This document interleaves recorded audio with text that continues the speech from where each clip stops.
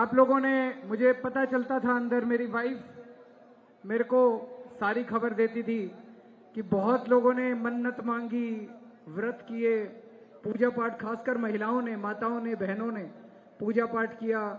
आपकी तपस्या का नतीजा है कि आज मैं आप लोगों के बीच में आ गया। नहीं तो मुझे बिल्कुल उम्मीद नहीं थी कि इतनी जल्दी बेल मिल जाएगी।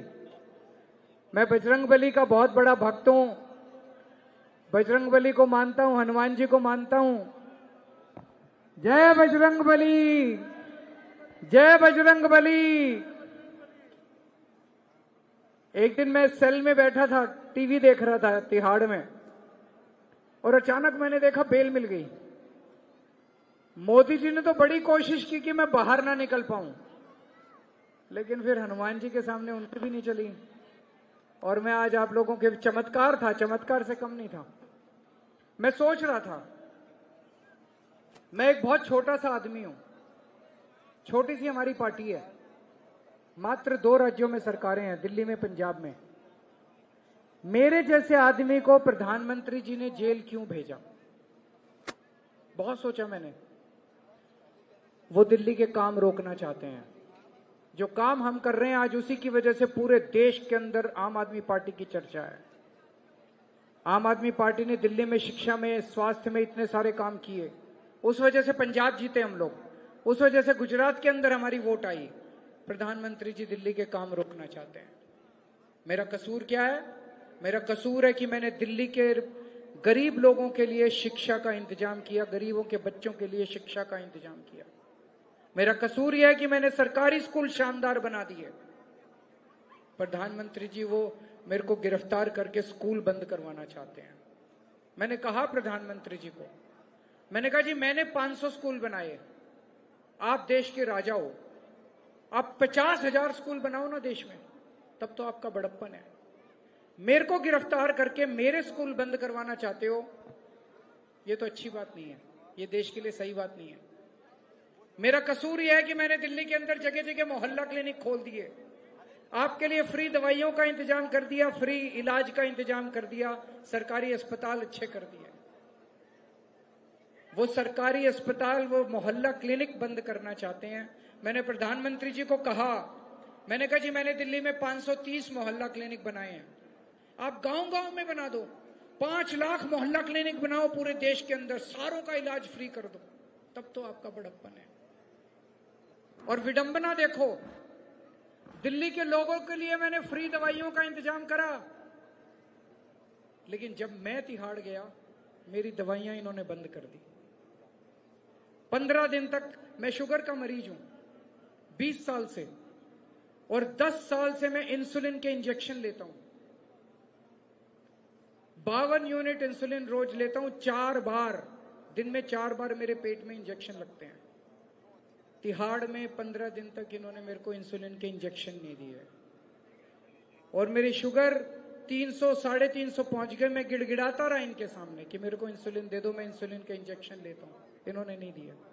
वो बाद में आप लोगों ने शोर किया, मीडिया ने शोर किया, तब शुरू किया इन्होंने। डॉक्टर कहते हैं ज्यादा टाइम तक अगर ज्यादा शुगर रह जाए तो किडनी खराब हो जाती है, लिवर खराब हो जाता है। मुझे नहीं पता इनकी क्या मंशा थी, क्या करना चाह रहे थे। मेरा कसूर यह है कि मैंने आपकी बिजली फ्री कर दी, ये फ्री बिजली बंद करना चाहते हैं। मेरा कसूर यह है कि मैंने आपकी 24 घंटे बिजली कर दी। आज 8,000 मेगावाट का आज पीक डिमांड हुई है। आज बहुत गर्मी पड़ी है दिल्ली के अंदर।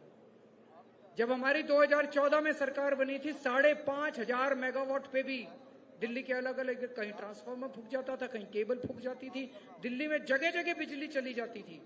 आज 8,000 मेगावाट के ऊपर भी कहीं दिल्ली के अंदर पावर कट नहीं लगा, 24 घंटे बिजली का इंतजाम कर दिया।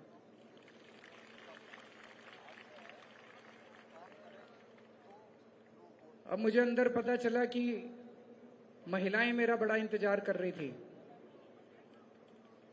वो कह रही थी केजरीवाल चला गया, हमारे 1,000 रुपए का क्या होगा। मैं आ गया, अब शुरू कराऊंगा आप लोगों के 1,000 रुपए। और परसों आपने पता नहीं देखा कि नहीं देखा, वो प्रधानमंत्री जी का आज तक पे इंटरव्यू आ रहा था।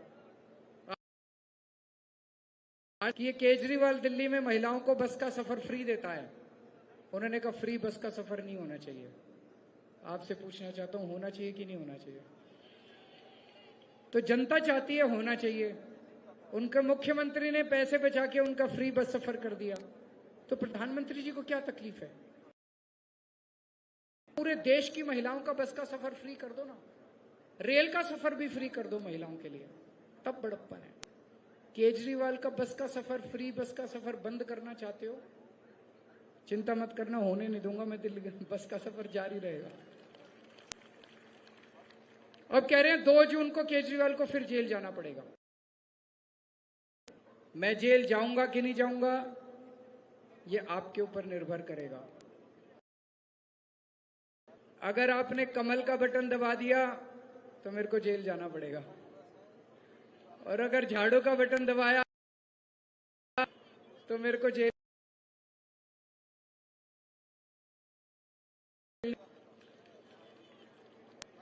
और दोस्तों देखो किस किस्म की गुंडागर्दी मचा रखी है इन्होंने।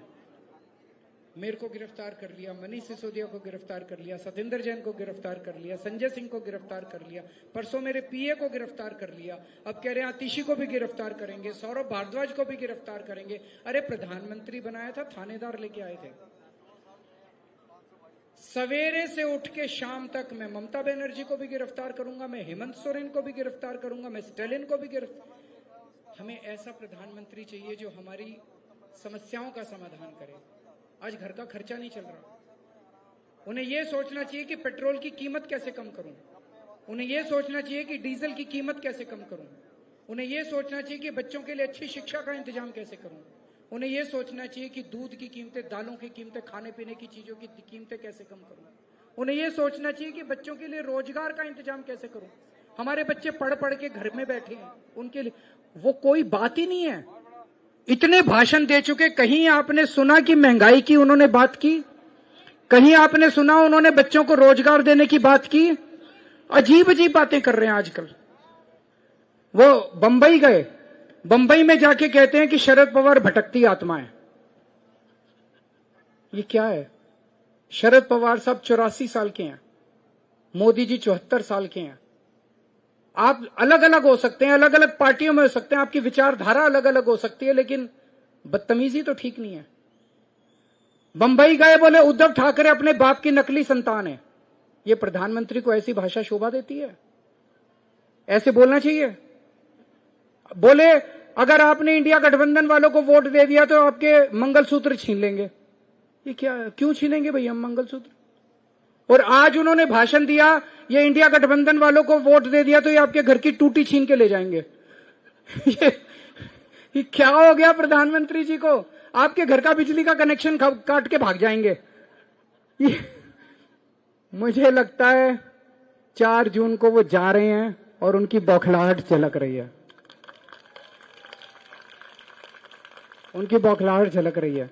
और उनके पार्टी के सभी नेता इस किस्म की। संबित पात्रा जी, उनका स्टेटमेंट सुना था अभी आपने 3 दिन पहले? आप में से कितने लोग भगवान जगन्नाथ की को मानते हैं?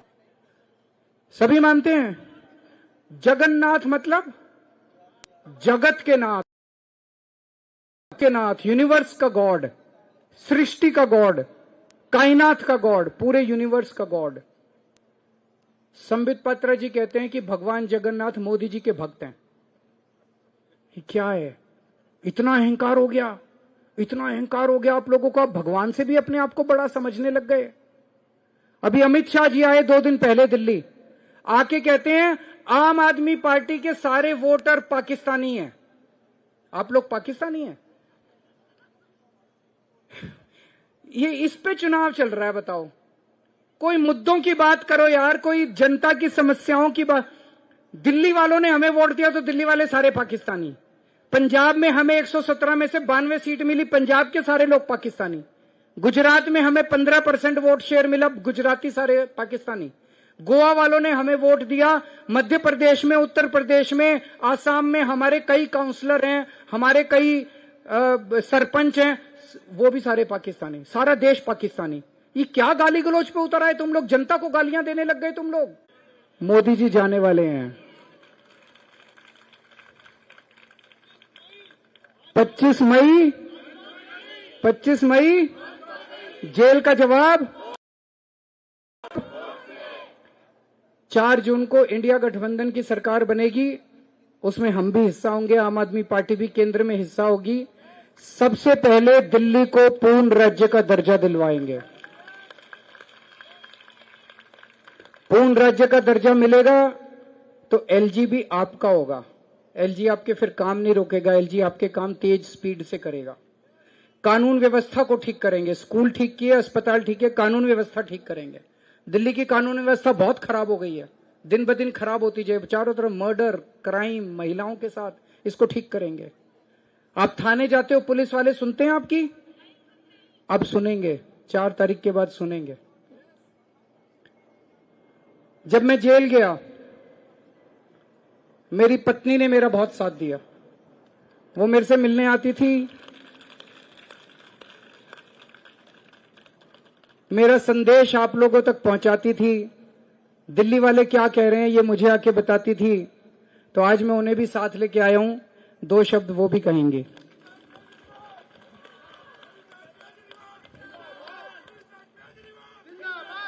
आप सभी को मेरा बहुत बहुत नमस्कार, बहुत बहुत प्रणाम।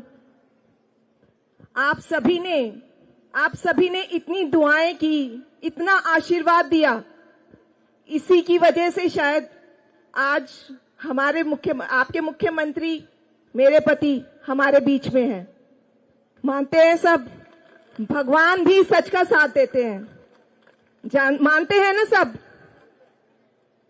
अब आप चाहेंगे ना कि आपके मुख्यमंत्री हमारे बीच ही रहे और वापस जेल ना जाना पड़े?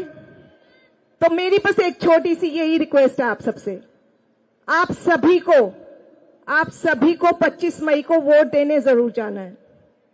गर्मी है लेकिन आपको जरूर जाना है। आपको अपने वोट की ताकत दिखानी है। आप जाएंगे सब, पक्का से जाएंगे, और बटन दबेगा झाड़ू का, बटन दबेगा, बटन दबेगा, बटन दबेगा। जाना है सबको, प्लीज सबको जरूर वोट देने जाना है। हम सब मिलकर इस अन्याय से लड़ेंगे और जीतेंगे। जय हिंद। इन्होंने जो बोला वो बहुत इंपॉर्टेंट बात है। गर्मी बहुत पड़ रही है, 25 मई को भी बहुत गर्मी होगी। अपने घर में एसी में मत बैठ जाना, छुट्टी लेके दिल्ली के बाहर मत चले जाना, बहुत जरूरी है। एक एक वोट पड़ना चाहिए और अपनी बिल्डिंग में मार्क कर लेना जितने आम आदमी पार्टी के वोट हैं और जितने कांग्रेस के वोट हैं, सारे वोटों को सबको खींच के ले जाना बूथ तक, और एक एक वोट पड़ना चाहिए, एक एक वोट पड़ना चाहिए। ये सोमनाथ भारती जी हैं, ये यहां से खड़े हो रहे हैं।